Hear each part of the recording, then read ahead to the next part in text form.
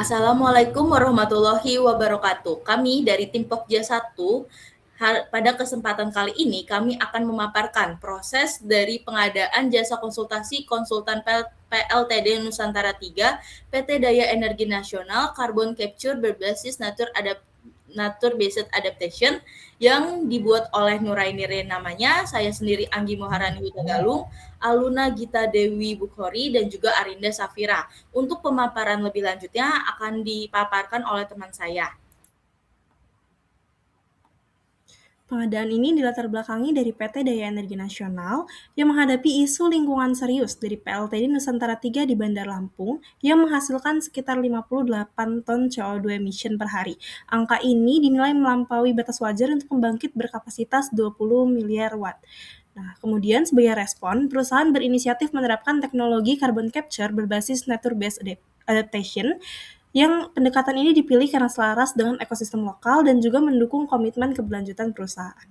Untuk mewujudkannya, dibutuhkan kajian komprehensif dari konsultan ahli yang mencakup analisis kelayakan lokasi, kapasitas serapan karbon, dan juga evaluasi teknis ekonomi dan juga lingkungan.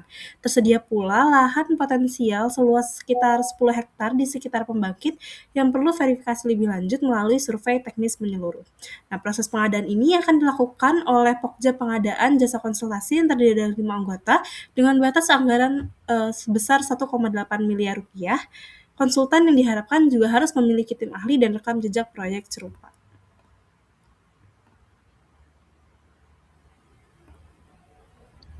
Di sini ada diagram alir dari siklus pengadaan jasa konsultasi. Pengadaan dimulai dari penerimaan dokumen pengadaan KAK atau TOR yang dilanjutkan Pokja menyusun dan mengumumkan dokumen seleksi dan juga prakualifikasi melalui SPSE.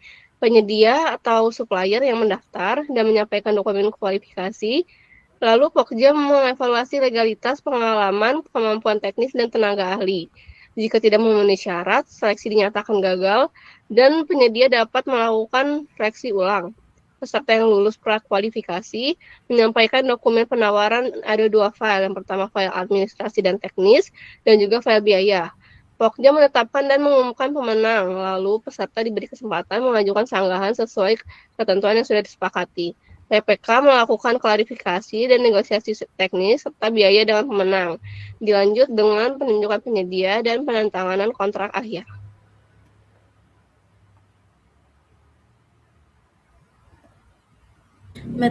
Metode evaluasi kualifikasi dilakukan secara bertahap dan berurutan untuk memastikan penyedia yang lolos memiliki legalitas dan kompetensi teknis yang memadai sebelum masuk ke tahap penilaian biaya. Pertama, kita akan melakukan evaluasi administrasi menggunakan sistem gugur untuk menilai kelengkapan dan keabsahan dokumen kualifikasi yang sesuai dengan LDK, meliputi legalitas usaha, SBU, perpajakan, status daftar hitam, dan persyaratan administrasi lainnya. Dengan sifat penilaian lulus atau gugur, peserta yang tidak memenuhi salah satu syarat tersebut langsung gugur. Untuk yang kedua, terdapat evaluasi teknis dengan sistem pembobotan yang dilakukan terhadap peserta yang lulus administrasi untuk menilai kemampuan teknis dalam melaksanakan kajian carbon capture berbasis nature-based adaptation di PLTD Nusantara 3 dengan aspek yang dinilai berupa metodologi dan pendekatan kajian, rencana kerja dan jadwal, kualifikasi dan pengalaman tenaga ahli, serta pengalaman perusahaan yang sejenis. Dengan nilai maksimum yaitu 100 poin, ambang batas kelulusannya lebih dari sama dengan 60 poin, serta peserta yang lulus teknis masuk pada daftar pendek shortlist. Yang ketiga, adanya evaluasi biaya setelah lulus dari administrasi dan teknis. Penilaian menggunakan metode 2 file. File yang pertama yaitu berisi administrasi dan teknis, file yang kedua berisi penawaran dan biaya. Tujuannya untuk menilai kewajaran dan efisiensi biaya dengan pagu anggaran atau HPS sebesar 1,8 miliar rupiah. Penawaran di atas HPS akan langsung digugurkan. Penawaran terendah yang wajar akan menghitung nilai biaya tertinggi. Untuk itu, perhitungan nilai akhir digunakan QCBS untuk Quality and Cost Based dengan rumus sebagai berikut. Peserta dengan nilai akhir tertinggi akan direkomendasikan sebagai pemenang seleksi dengan pertimbangan utama dari menggunakan metode QCBS base-nya sendiri yaitu pekerjaan bersifat strategis dan berbasis kajian ilmiah, kompetensi tenaga ahli, ketepatan metodologi, pemahaman kondisi PLTD dan lingkungan sekitar, serta harga murah tanpa kualitas beresiko untuk menghasilkan rekomendasi yang tidak aplikatif. Manfaat dari metode KCBS-nya sendiri yang pertama mengutamakan kualitas, tetap menjaga efisiensi anggaran, menghasilkan konsultan terbaik secara teknis dan ekonomis, selaras dengan prinsip value for money.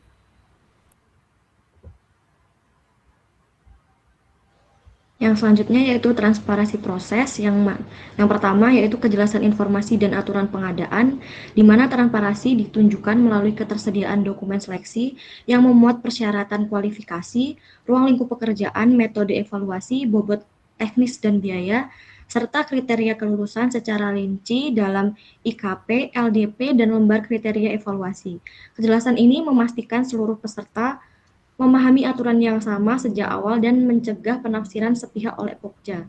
Dan yang kedua yaitu keterbukaan hasil evaluasi dan dasar penilaian, di mana indikator transparansi terlihat dari pengumuman hasil evaluasi pada file pertama dan kedua melalui SPSE yang tidak hanya menyatakan lulus atau tidak lulus, tetapi juga memuat nilai teknis, peringkat, serta alasan ketidaklulusan. Dengan demikian, peserta dapat menelusuri dasar keputusan yang diambil oleh Pokja.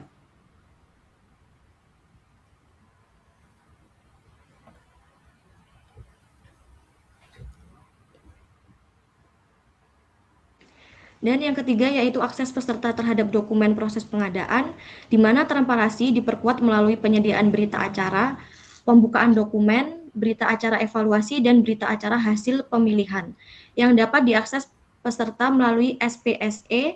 Akses ini menunjukkan bahwa proses pengadaan terdokumentasi dan dapat dipertanggungjawabkan secara administratif. Dan yang keempat yaitu mekanisme koreksi dan pengawasan oleh peserta, di mana adanya pengaturan adendum, dokumen seleksi, dan mekanisme sanggah menjadi indikator bahwa proses tidak bersifat tertutup. Dan peserta diberikan ruang untuk mengajukan keberatan atas hasil evaluasi berdasarkan prosedur yang jelas, sehingga keputusan Pokja dapat diuji secara objektif dan akuntabel. Dan yang selanjutnya yaitu terdapat akuntabilitas pengambilan keputusan. Yang pertama, kriteria evaluasi terukur, di mana penilaian dilakukan berdasarkan bobot yang jelas, yaitu 80% aspek teknis dan 20% aspek biaya, dengan rubrik penilaian yang telah diterapkan dalam dokumen pemilihan. Dan selanjutnya yaitu terdapat dokumentasi proses lengkap, di mana setiap tahapan pengadaan dituangkan dalam berita acara resmi, yaitu BAPP, berita acara hasil evaluasi, dan lainnya, sehingga keputusan dapat ditelusuri dan dipertanggungjawabkan. Dan yang selanjutnya yaitu terdapat mekanisme sanggah dan review, di mana peserta diberikan hak untuk mengajukan sanggah disertai bukti.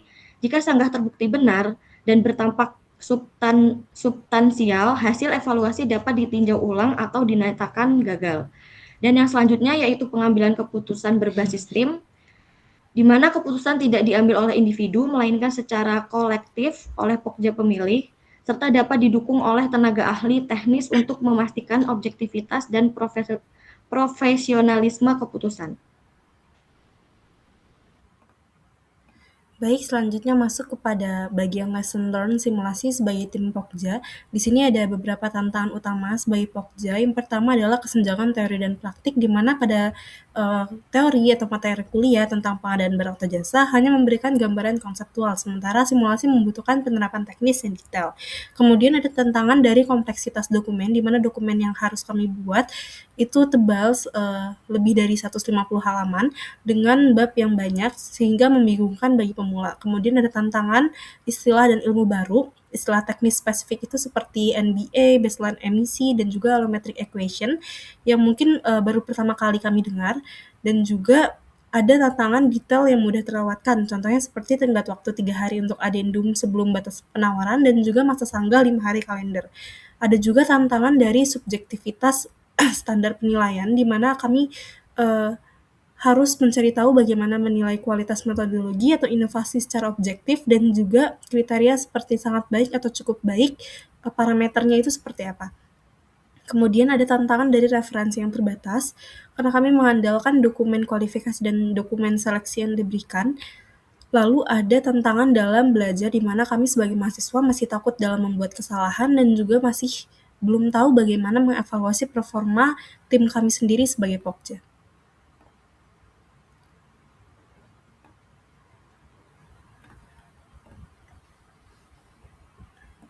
Kami juga mengalami dilema dalam penyusunan evaluasi teknis dan biaya. Yang pertama, ada dari bobot teknis dan juga biaya. Dalam dokumen seleksi ditetapkan metode QCBS dengan bobot 80% teknis dan 20% biaya. Dilema muncul karena Pokja harus mengutamakan kualitas teknis, tetapi harus memastikan biaya wajar dan juga efisien.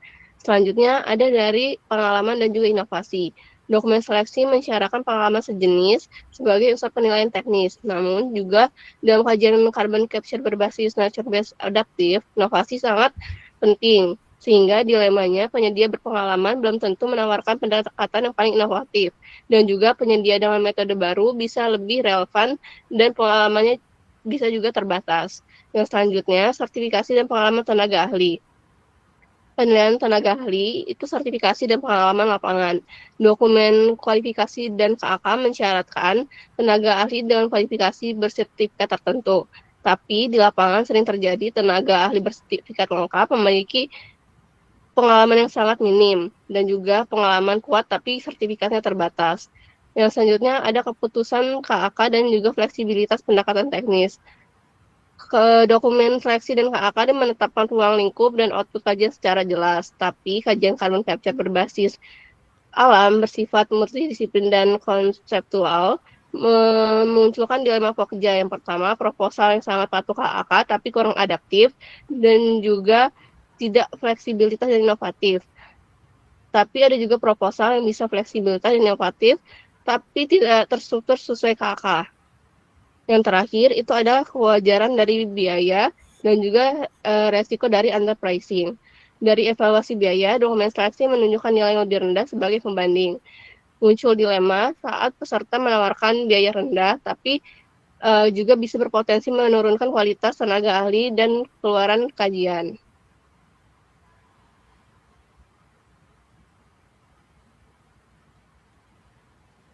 Yang selanjutnya yaitu terdapat resiko yang muncul dalam proses pengadaan. Yang pertama yaitu resiko administratif, di mana dokumen kualifikasi tidak lengkap atau tidak valid dan banyak peserta gugur sehingga kompetisi berkurang. Yang kedua yaitu resiko teknis, di mana penawaran teknik tidak sesuai KAK dan tenaga ahli yang diusulkan tidak tersedia saat pelaksanaan. Dan yang ketiga yaitu resiko hukum dan kepatuhan, di mana sanggah peserta memperlambat proses dan pelanggaran ketentuan pengadaan seperti kolusi korupsi nepotisme, kolusi, dan konflik kepentingan.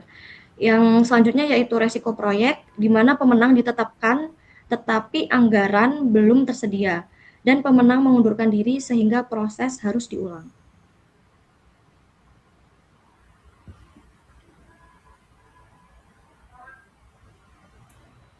Demikian pemaparan kami mengenai proses pengadaan penyedia jasa konsultasi kajian carbon capture berbasis nature basis adaptation pada PLTD Nusantara 3.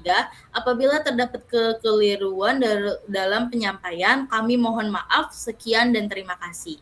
Wassalamualaikum warahmatullahi wabarakatuh.